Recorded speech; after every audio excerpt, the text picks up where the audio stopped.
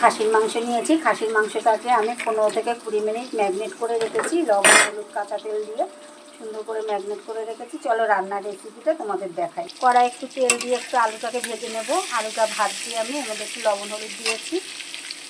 আলুটাকে সুন্দর করে লাল লাল করে ভেজে নেব। একটু আলুটাকে আমি লাল লাল করে ভেজে নিয়েছি। এবার আলুটাকে আমি নামিয়ে নেব, নামিয়ে রেখে দেবো। কড়াই একটু জিরে ফোড়ন দিয়ে দেব।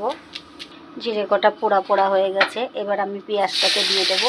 পেঁয়াজটাকে একটু ভালো করে ভেজে নেব। দেখো পেঁয়াজটা আমার ভালোভাবে ভাজা হয়ে গেছে।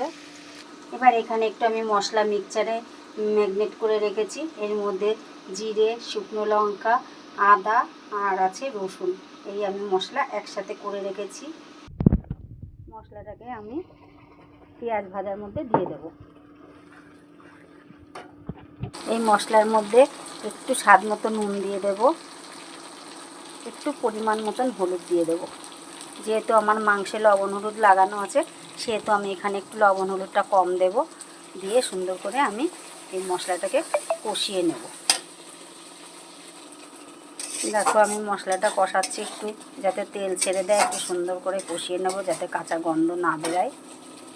দেখো সুন্দর করে আমি মশলাটাকে কষিয়ে নিয়েছি। মশলা থেকে আমার তেল ছেড়ে দিয়েছে। এবার ম্যারিনেট করা মাংসটাকে এর ভিতরে আমি ঢেলে দেব। এবার মাংসটাকে আমি সুন্দর করে একটু কষিয়ে নেব। দেখো আমি সুন্দর করে কষিয়ে নিয়েছি, কষার থেকে তেল ছেড়ে দিয়েছি। এবার আমি একটু এতে পরিমাণ মতন জল দিয়ে দেব।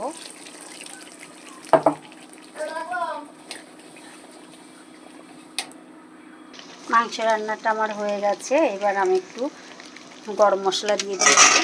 গরম মশলা দিয়ে এবার আমি একটু নেড়ে চেড়ে মাংসটাকে নামিয়ে নেব। তোমাদের যদি আমাদের এই রেসিপিটা ভালো লেগে থাকে, তাহলে তোমরা এই রেসিপিটা ট্রাই করে দেখবে। তাহলে লাইক করবে, কমেন্ট করবে।